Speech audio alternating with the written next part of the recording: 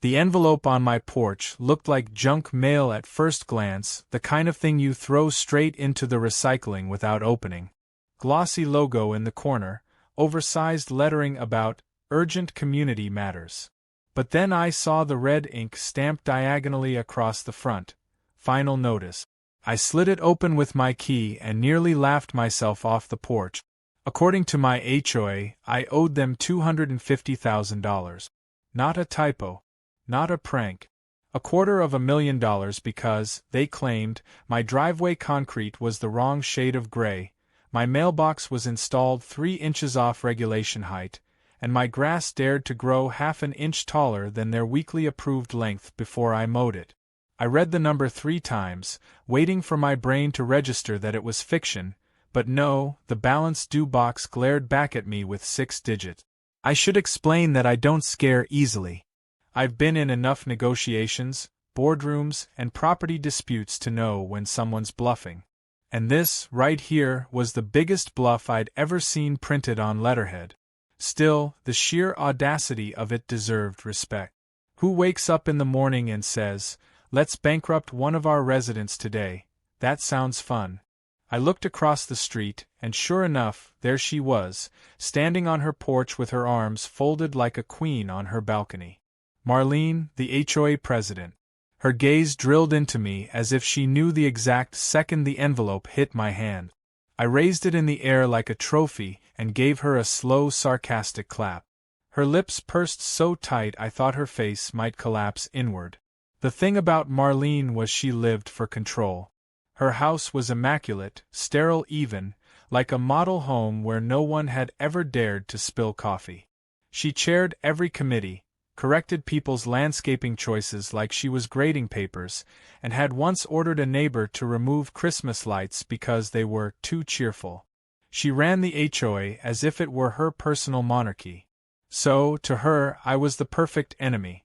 The guy who didn't care, who questioned every rule, who sometimes let his truck stay in the driveway overnight instead of garaging it like an obedient subject. To her, I wasn't just a homeowner. I was defiance made flesh. I sat at my kitchen table, sipping coffee and going line by line through their ridiculous fine schedule stapled to the notice.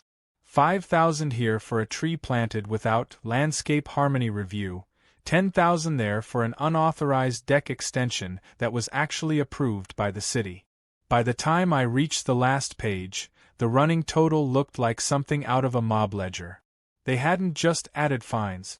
They'd compounded them, tacked on interest, and invented administrative fees that sounded like they were pulled from a Vegas casino menu.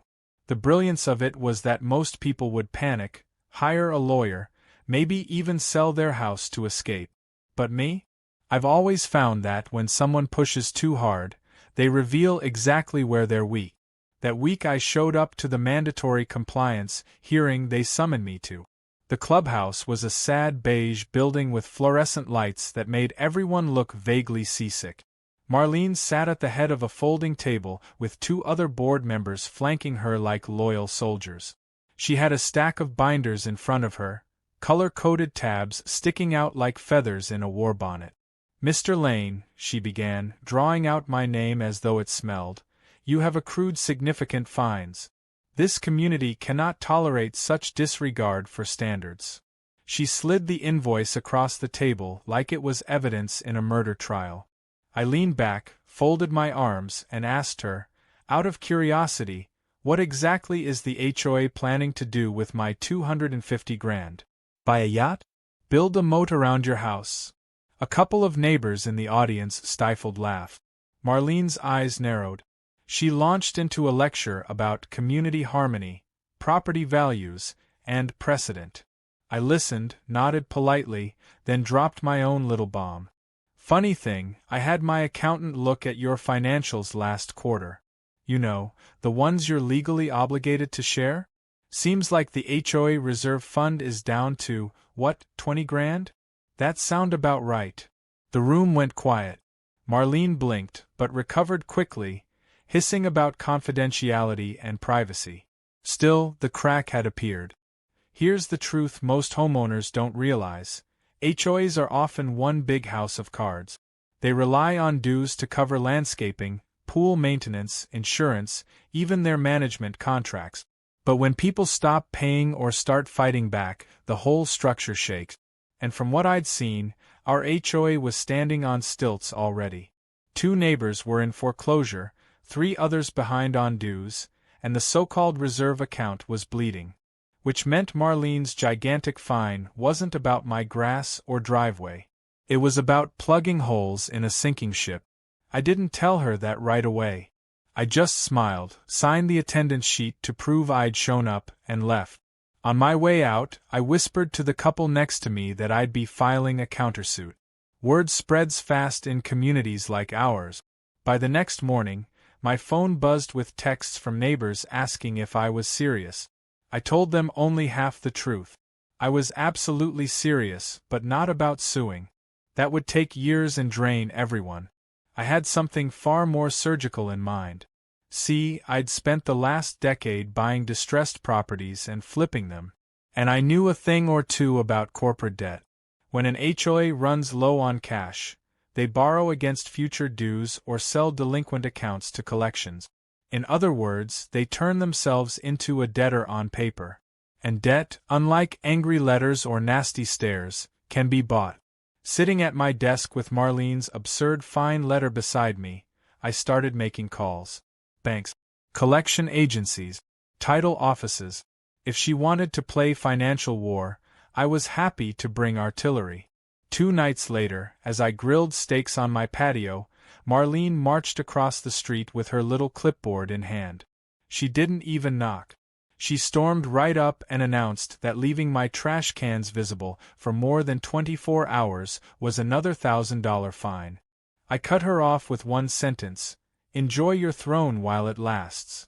She froze, rattled by the calmness in my voice, then sputtered something about board authority and stormed back across the street. My dog barked after her like a punctuation mark. That was the moment I knew I had her. Not because I'd out-argued her, but because I'd stopped playing defense. She thought she could bury me under paper and rules. Instead, I was about to pull the rug out from under the entire HOA. And the best part was, she wouldn't see it coming until it was far too late. The first real crack in the HOA's armor came from a friend of a friend at a local bank. I'd casually asked him over drinks if he'd ever seen a neighborhood association strapped for cash, and he laughed so hard beer almost came out of his nose. "Buddy, half of them are broke. Most are one lawsuit or a pool repair away from default." That was all the confirmation I needed.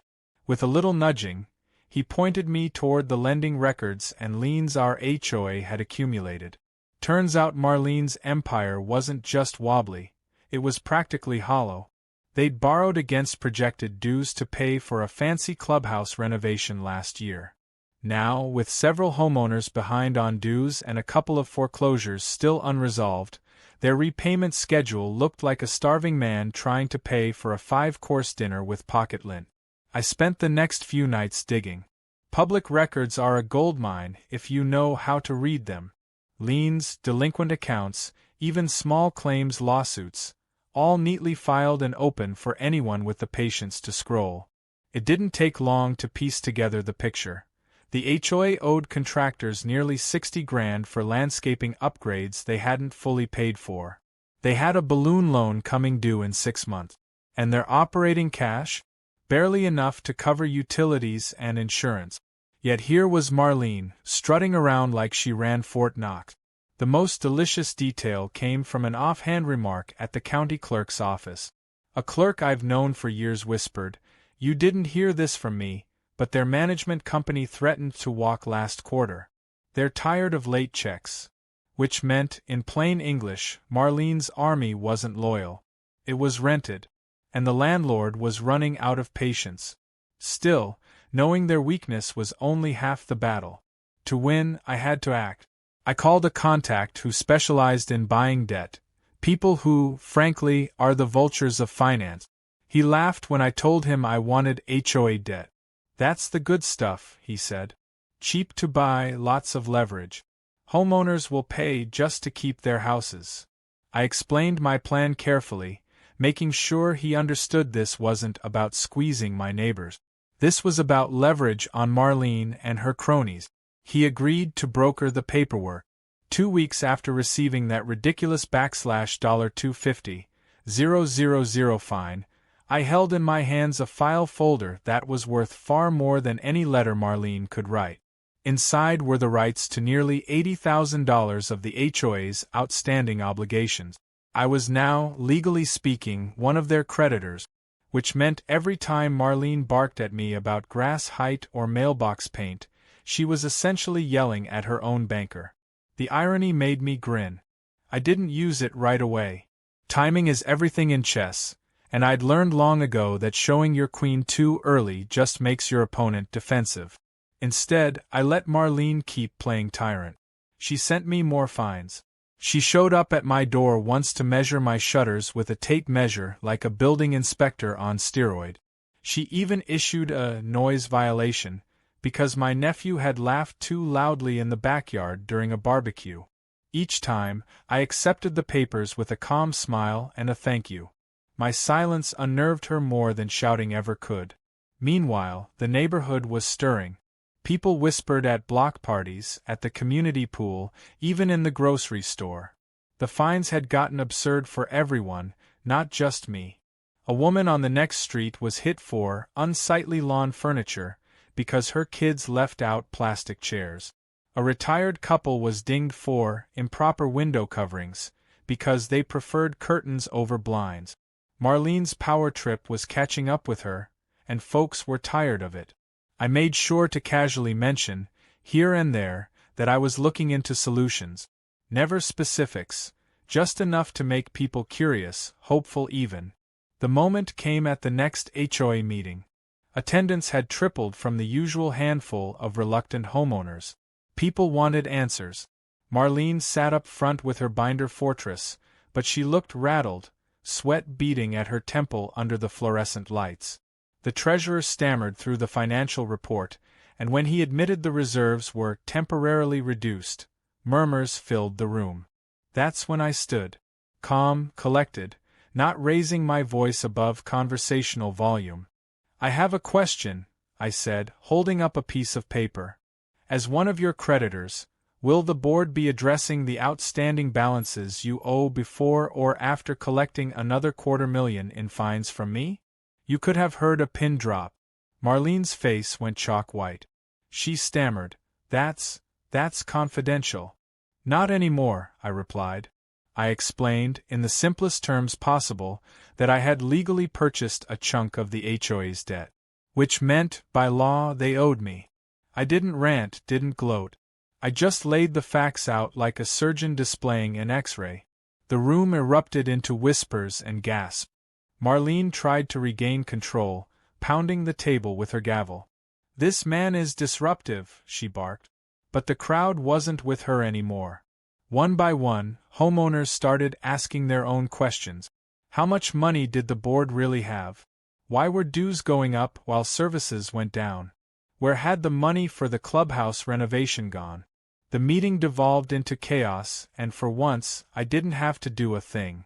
I just sat back and watched Marlene drown in her own arrogance. The fallout over the next few weeks was spectacular. Neighbors began demanding financial transparency. A petition circulated to audit the HOA book. Contractors started calling me directly, realizing I now had partial say in whether they got paid. I didn't flex hard, just enough to remind everyone who was really holding the cards. And while Marlene raged on her porch, glaring at me like I was the devil himself, I played it cool. Smiling, waving, watering my grass to exactly the right height, as if daring her to measure it. Behind the scenes, I took the next step. If I could buy part of their debt, why not more? Why not all of it? My broker contact thought I was insane at first, but the numbers added up. The HOA was desperate, and desperate organizations sell cheap. It was like buying a car with the engine already smoking. You don't pay full price because you know the breakdown is coming.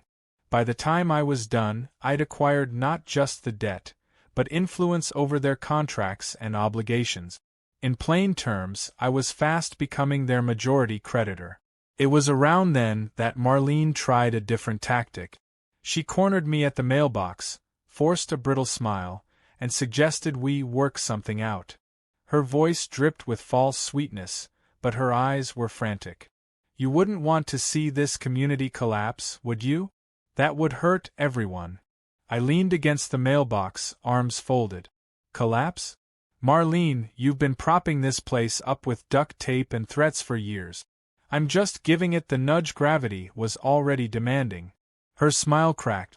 For the first time, she didn't have a comeback. She just huffed, stormed off, and nearly tripped on the curb. That was when I knew the tide had fully turned. I wasn't just a resident anymore. I was the guy who held the deed to her throne. And soon I was going to do the unthinkable, not just fight the HOA, but buy the entire thing out from under her. The first time I realized I could own the HOA outright was a Sunday morning when the sun was barely up, and the neighborhood still smelled like sprinklers and wet grass.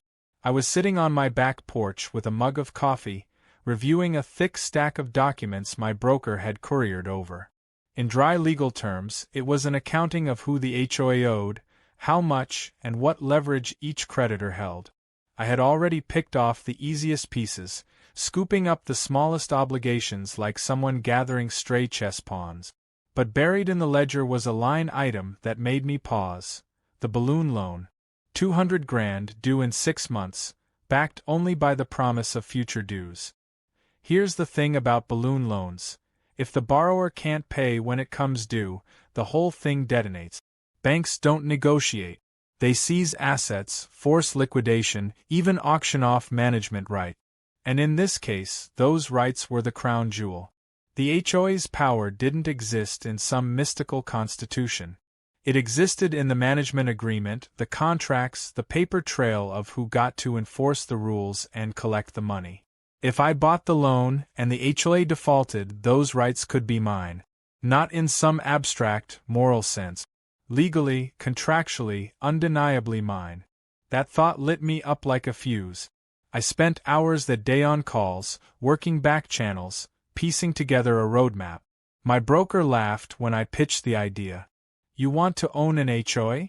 Most people would rather walk barefoot across broken glass. But the more I explained, the more intrigued he became. HOAs are small time, yes, but they're also little government. If you own the debts, you own the leash. And if you own the leash, well, the dog doesn't bark at you anymore. Meanwhile, Marlene doubled down on her campaign of pettiness. I woke one morning to find a neon orange violation slip-taped to my garage door, claiming my exterior light bulbs were non-uniform. Another day, she parked in front of my driveway just long enough to make me late for a meeting, then claimed it was temporary board business. I didn't bite. Every time she tried to provoke me, I responded with something worse than anger: silence. She hated that more than shouting. To her, silence meant irrelevance. But while she obsessed over light bulbs, I was quietly lining up dominoes behind her back. I learned the management company was on the verge of terminating their contract, fed up with late payments. I learned 2 board members had threatened to resign if Marlene kept stonewalling financial questions. And I learned that half the neighborhood, the very people who once muttered in fear of her clipboard, were ready to revolt. The petition for a financial audit had more than half the homeowners' signatures already. I decided to push things further. At the next HOA meeting, I didn't sit in the back. I sat right in front, folder of documents in my lap, smiling like a man watching a show he'd already seen the ending of. Marlene stormed through the agenda, rattling off violations, fees, and maintenance updates. Then I raised my hand. "Can you confirm," I asked casually, "that the HOA is still on track to meet its balloon loan obligations due in March?" Her jaw tightened. She tried to brush it off as board business, but the room wasn't buying it. Neighbors demanded clarity. When she finally admitted they were exploring refinancing options, people gasped. They weren't stupid. They knew that meant trouble. I didn't say a word after that. I just sat back, hands folded, and let the unease spread. That night, my phone buzzed nonstop. Neighbors wanted to know what I meant. I played coy, telling them I couldn't share details but that they deserved better. And when they asked what better looked like, I floated the idea. Just softly, just as a whisper. That maybe, just maybe, the HOA could have new leadership. Leadership that didn't bleed them dry with fake fines. Leadership that was accountable. Leadership that actually lived here and gave a damn. The idea spread like wildfire. The real twist came when the treasurer, a nervous man named Carl who always looked like he'd rather be anywhere else, showed up at my door one evening. He clutched a folder and whispered, "I can't do this anymore. Marlene won't let us see the full books, but I made copies of what I could." Inside were invoices, check stubs, and half-completed ledgers. Enough to prove beyond any doubt that money had been mismanaged. Payments to consultants who didn't exist. Overcharges for landscaping.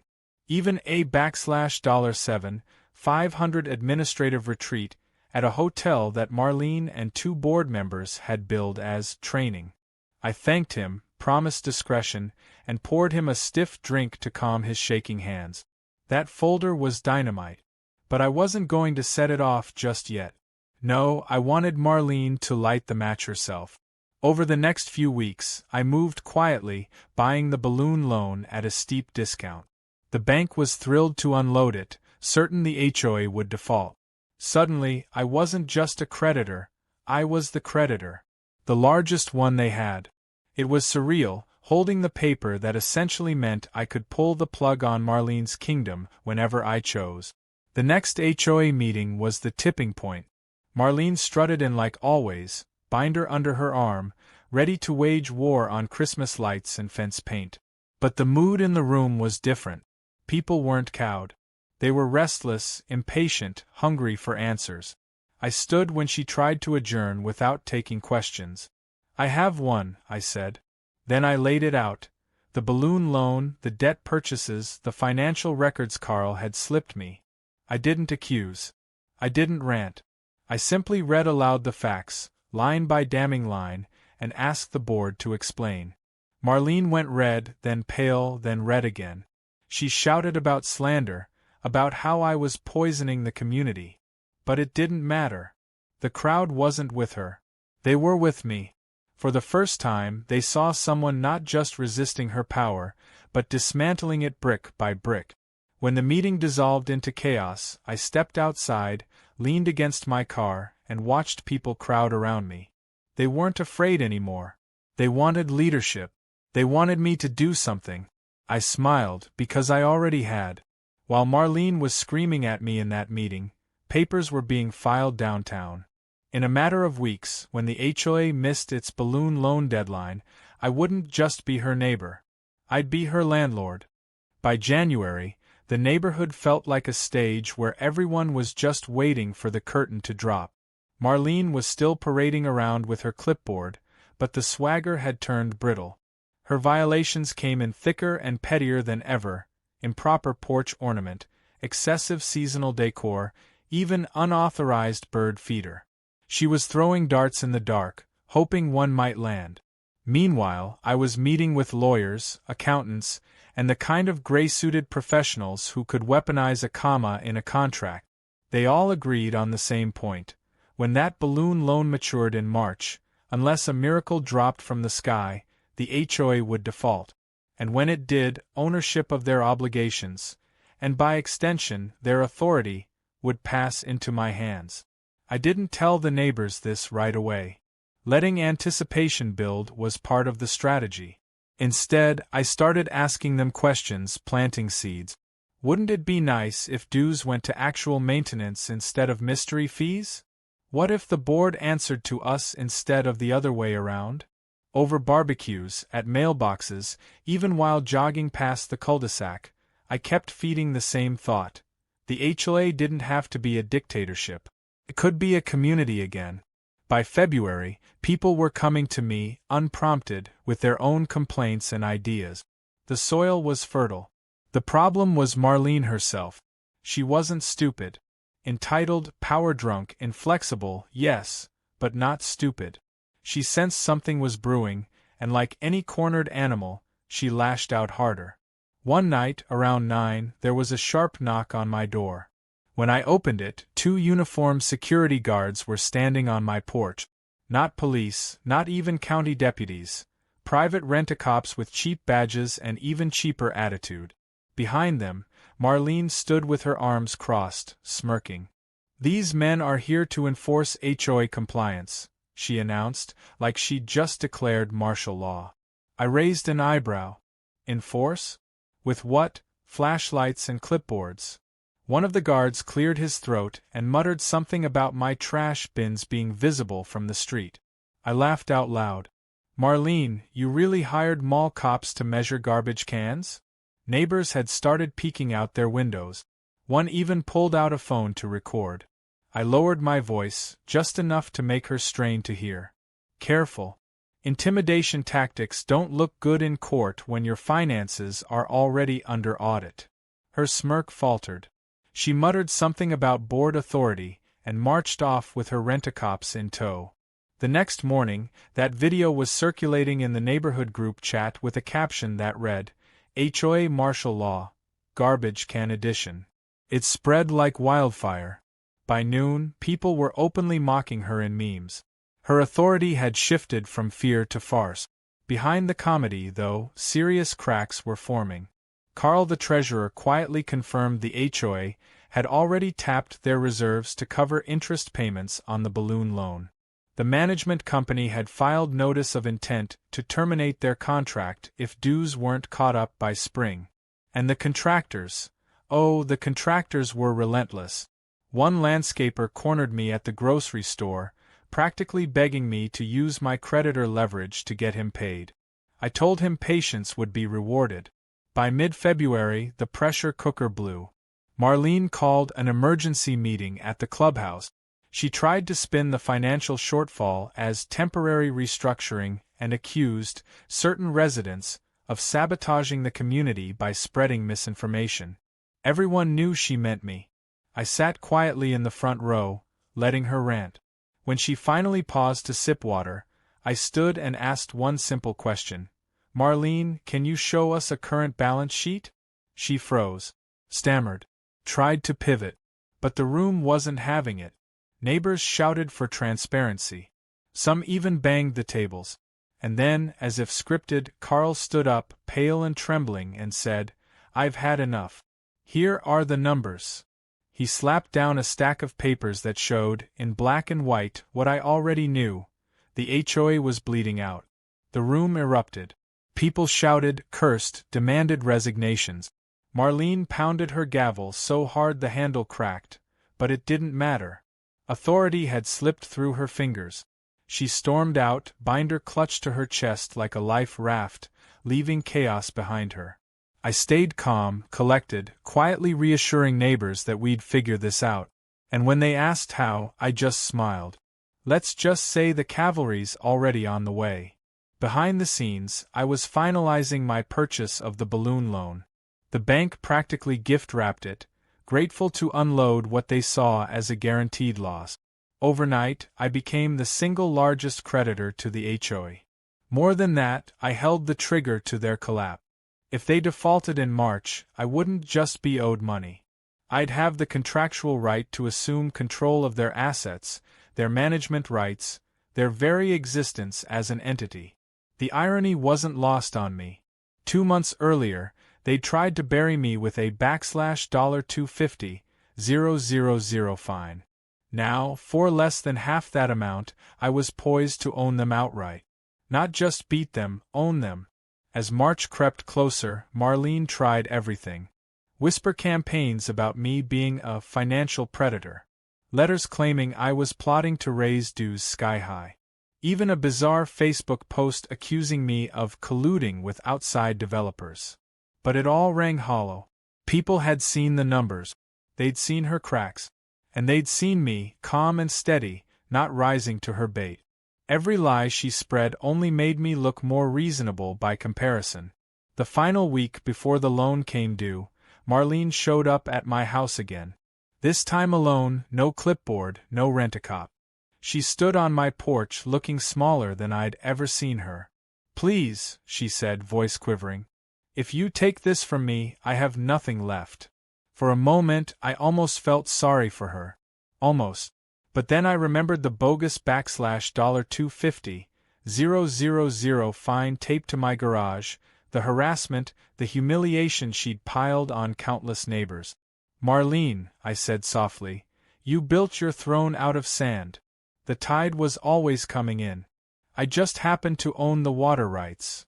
She flinched, turned, and walked away without another word.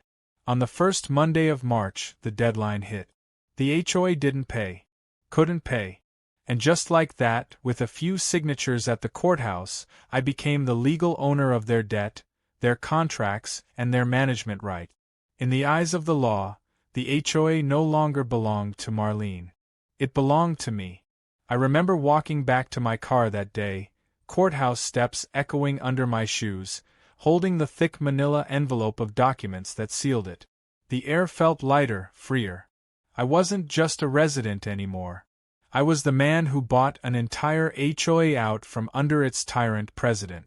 The best part? Marlene didn't know yet.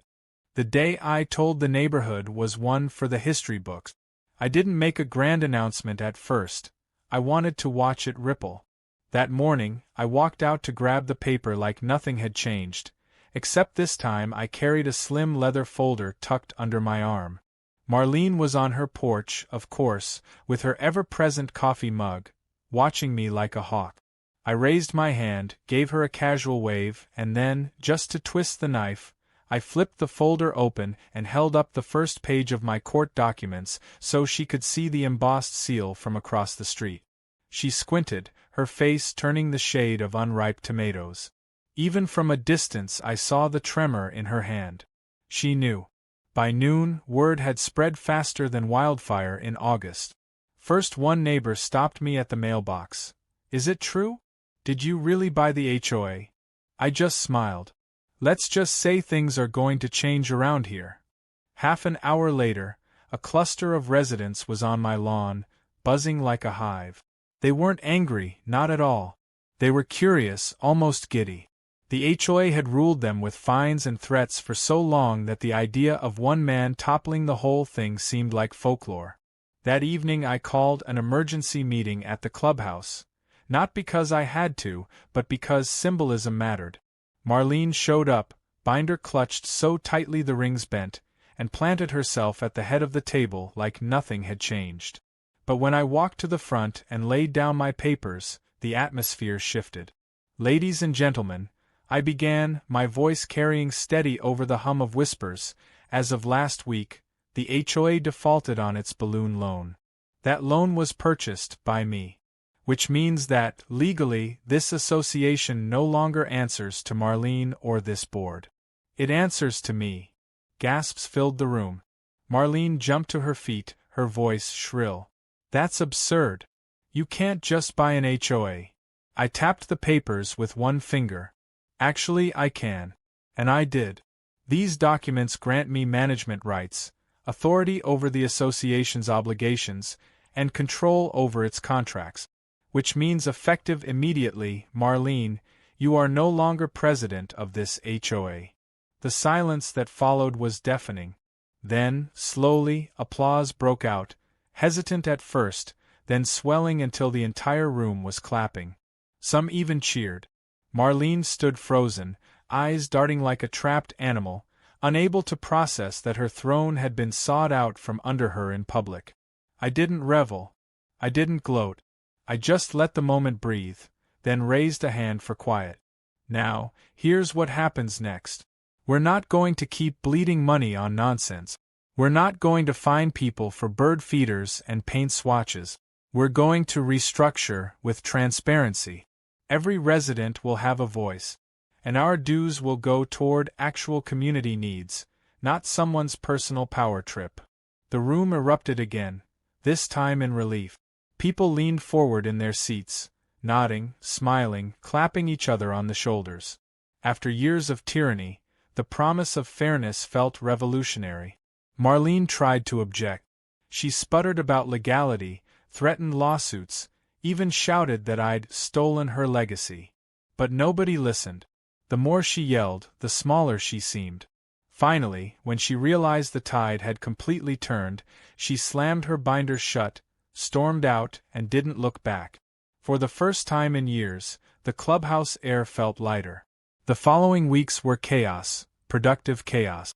Neighbors volunteered for committees, ideas flowed like water, and people actually smiled at meetings. We voted to audit all past financial records, cut bloated contracts, and redirect funds toward maintenance that had been neglected for years. For once, the HOA felt like what it was supposed to be: homeowners working together, not subjects bending to a tyrant. Of course, power shifts never happen without backlash. Marlene wasn't gone, she was lurking. She still lived across the street, after all. And if I thought she'd accept her dethroning quietly, I'd underestimated her. One night, I woke to find my lawn littered with photocopied flyers. Bold headlines screamed, "Corruption," with my name beneath, accusing me of embezzling funds I hadn't even touched yet.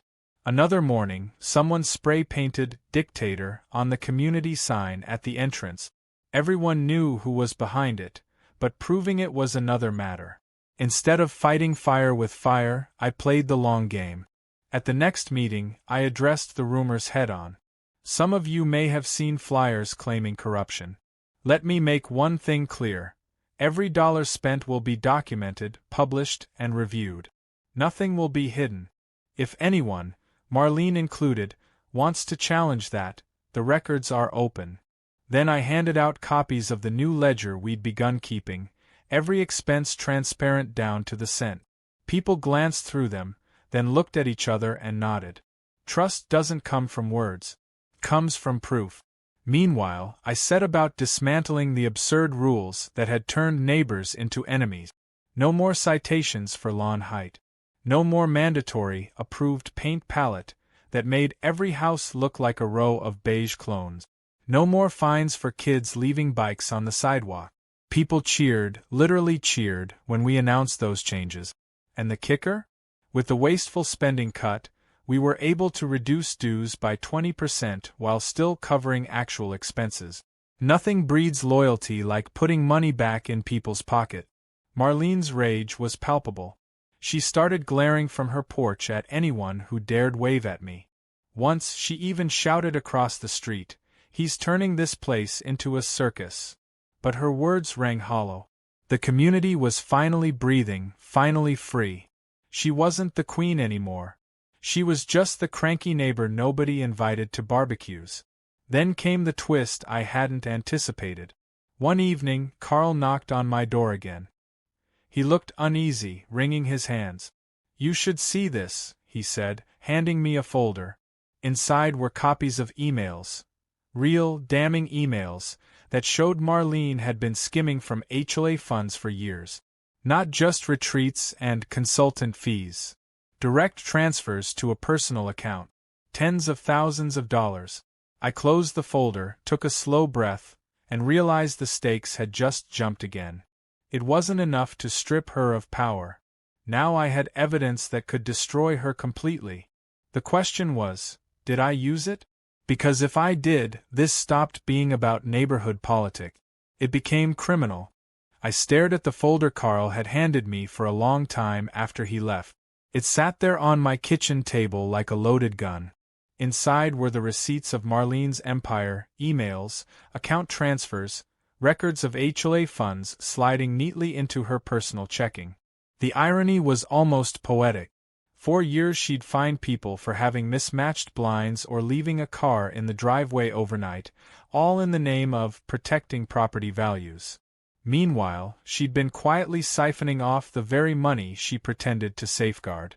I could have marched those papers straight to the county prosecutor.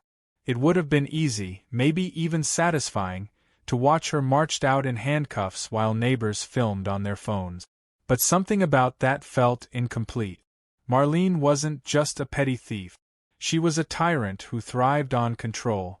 If she went down in court, she'd frame herself as a martyr, claiming she'd been targeted by me, that she'd sacrificed herself, defending community standards.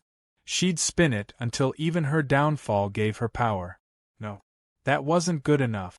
If Marlene was going to fall, it needed to be in the one arena she worshipped most, the court of neighborhood opinion. She didn't crave money for its own sake. She craved respect, obedience, the illusion that people admired her. So I decided to take that away first. The timing was perfect. We had scheduled the first official meeting of the new HOA, the one I now effectively controlled. Every homeowner was invited, and the turnout was expected to be massive. I planned it in the clubhouse, the same sterile beige hall where Marlene had barked orders for years. This time, though, the folding tables were gone. We set up rows of chairs like a town hall, bright lights overhead, coffee and donuts at the back. It wasn't just a meeting, it was theater. When the night came, the place was packed. People were standing against the walls, buzzing with anticipation. I opened the meeting by calmly explaining the financial state of the HOA, where we stood, what debts had been cleared, and how dues had already been reduced. Applause broke out when I mentioned the lowered fees. Then I shifted gears. "There's one more thing we need to address," I said, lifting the folder onto the podium. The room quieted instantly.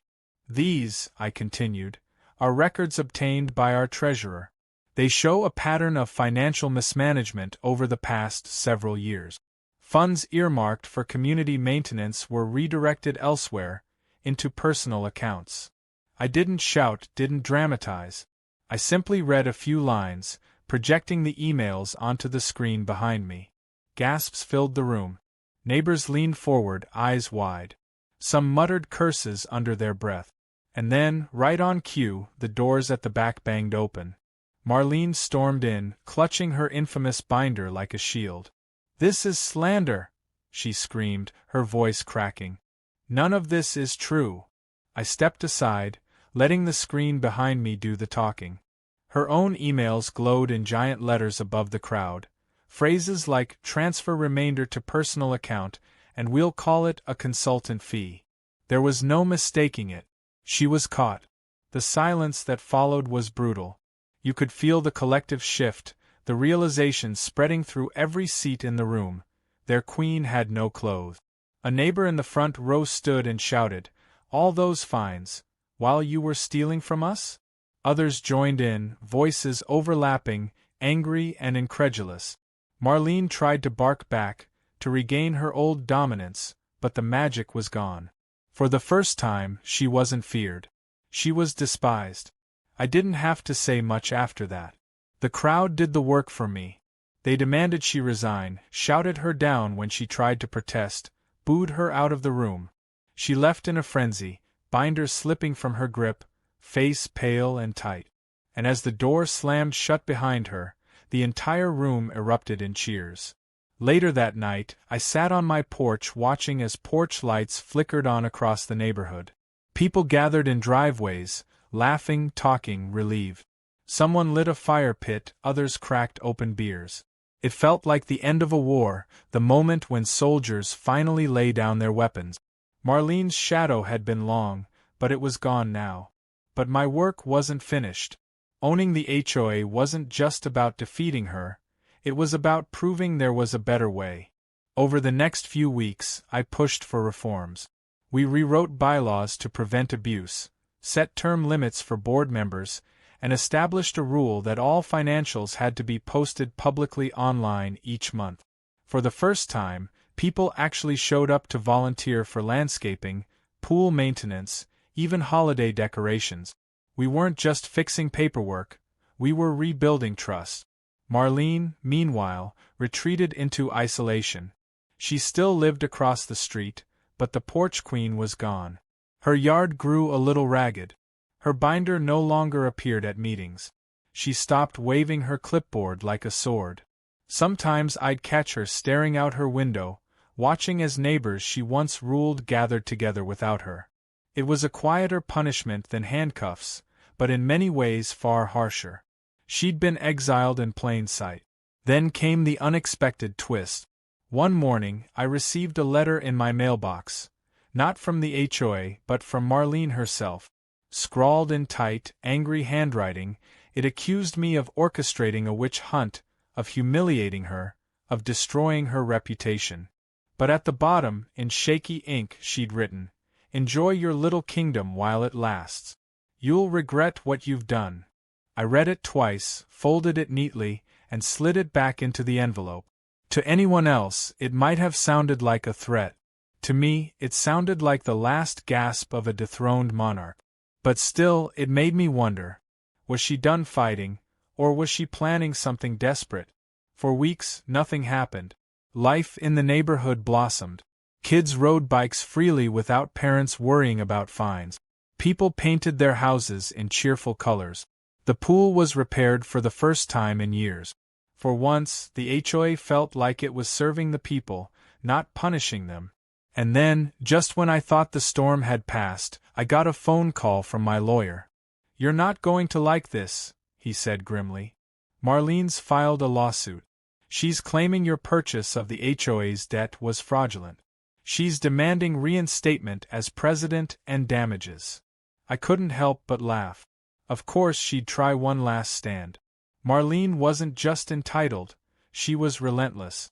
But what she didn't realize was that courtrooms weren't her stage anymore.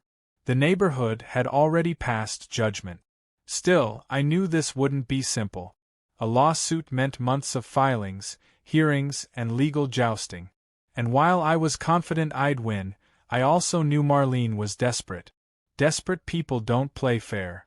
That night, as I sat on my porch watching the sun dip below the rooftops, I thought back to the day I opened that first fine letter. $250,000 for nonsense. At the time, it had felt absurd, even infuriating.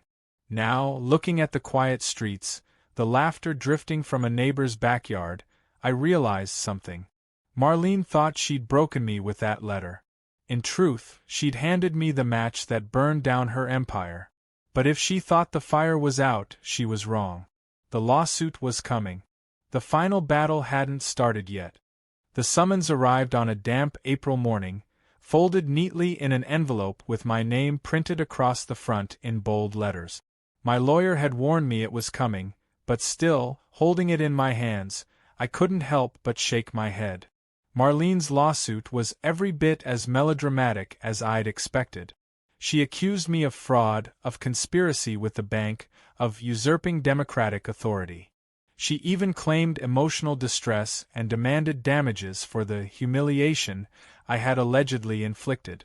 Reading through the pages, I could almost hear her voice, self-righteous, indignant, dripping with the entitlement that had defined her reign. I wasn't rattled. I'd been preparing for this. My lawyer, a sharp-tongued woman named Diana who had made a career dismantling bloated contracts, assured me the case was flimsy. "She's grasping at straws," Diana said, flipping through the complaint with a smirk. "You bought the debt legally. You followed procedure. Courts don't care about bruised egos." Still, she warned, it would be drawn out. Marlene wasn't trying to win, she was trying to wear me down, to claw back any shred of control she could. The neighborhood buzzed with the news. Some people were nervous. "What if she wins?" a neighbor whispered to me by the mailboxes. I reassured them with calm certainty. "She won't. Even if she somehow does, do you really think this community would ever put her back in charge?" They chuckled, shaking their head. Fear was giving way to trust again, and I wasn't about to let Marlene undo that. The first hearing was almost comical. Marlene arrived in a navy suit a size too tight, clutching her infamous binder like it was holy scripture. She strode to the plaintiff's table as though she were prosecuting Watergate. When the judge asked her attorney for opening remarks, the man rambled about predatory financial maneuvers and malicious intent to dismantle community governance. Diana responded with one sentence. "My client purchased a publicly available debt through legal channels, which subsequently defaulted. That is the case." The judge raised an eyebrow, unimpressed with Marlene's theatrics. He set a date for discovery and adjourned. As we left, I caught Marlene glaring at me across the marble hallway, her jaw clenched so tight I thought her teeth might crack. I gave her the same calm smile I'd given her the day I waved that first folder from my porch. It drove her wild. The months that followed were a grind of depositions and paperwork. Marlene insisted on testifying herself, spinning elaborate tales of how I had orchestrated a hostile takeover and deceived the community with false promises. But every time she spoke, Diana shredded her words with precision.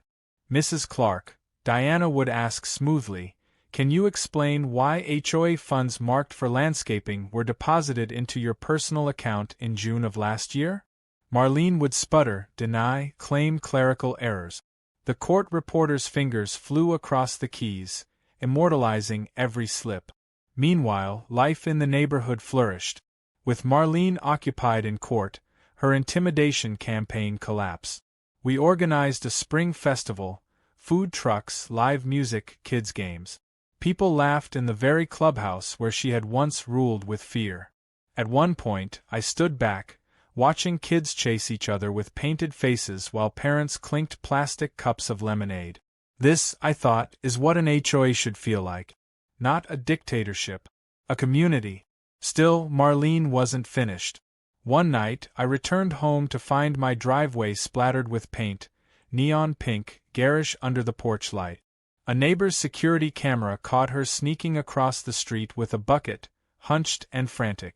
When confronted, she denied it, of course, but the footage spread like wildfire in the group chat. The once feared HOA president reduced to a vandal in the dead of night. It was pathetic. By late summer, the trial began. The courtroom was packed, not with press, but with neighbors curious to see the showdown. It felt less like a lawsuit and more like a public unmasking. Diana dismantled Marlene piece by piece, presenting the emails Carl had leaked, the audits we'd conducted, the testimony of contractors who admitted they'd been stiffed. Marlene's attorney objected, blustered, but it was hopeless. The evidence was overwhelming. When Marlene finally took the stand, she tried to cry. Actual tears, dabbing her eyes with a tissue, claiming she'd only ever wanted to protect the community. The judge remained stone-faced. Then Diana delivered the coup de grace. She displayed the original fine letter. The one demanding $250,000 from me, on a projector screen. "Mrs. Clark," she asked, "can you explain how lawn height violations justify a $250,000 penalty?" The courtroom erupted in laughter. Even the judge smirked before silencing the crowd. Marlene's face turned crimson. She had no answer. The verdict came swiftly. The court upheld the legality of my purchase, denied all of Marlene's claims, and referred her financial mismanagement to the county prosecutor for investigation. As the words were read aloud, Marlene slumped in her chair, binder slipping from her lap. It was over. Not just her presidency, not just her lawsuit, her entire reign. Neighbors cheered outside the courthouse steps. Some shook my hand, others hugged me. "You saved us," one woman said, tears in her eyes. I shook my head. "No. We saved ourselves. I just pulled the first thread." Marlene disappeared after that. She sold her house within a month, moving out in the dead of night. No farewell, no explanations. Just gone. The porch across the street, once her stage, sat empty, blinds drawn. The neighborhood moved on quickly, like a patient relieved after years of illness. And me? I didn't cling to power. I never wanted to be a king. Within a year, we held elections for a new board, real elections, fair and transparent. I stepped aside, content to watch from the sidelines. The HOA, now reformed, became what it should have been all along: boring. Boring in the best way. No more drama, no more tyranny. Just budgets, repairs, and the occasional cookout. Sometimes, on quiet evenings, I think back to that first letter. The absurdity of it still makes me laugh. $250,000 for a crooked mailbox and long grass. That was supposed to break me. Instead, it broke her. The best revenge isn't fury or fire. It's calm persistence. It's smiling while your opponent burns themselves out. It's knowing that the long game, played patiently, always wins. I never planned to buy an HOA. But when they tried to bury me, I bought the shovel instead. And I'll never forget the look on Marlene's face when she realized her crown belonged to me all along.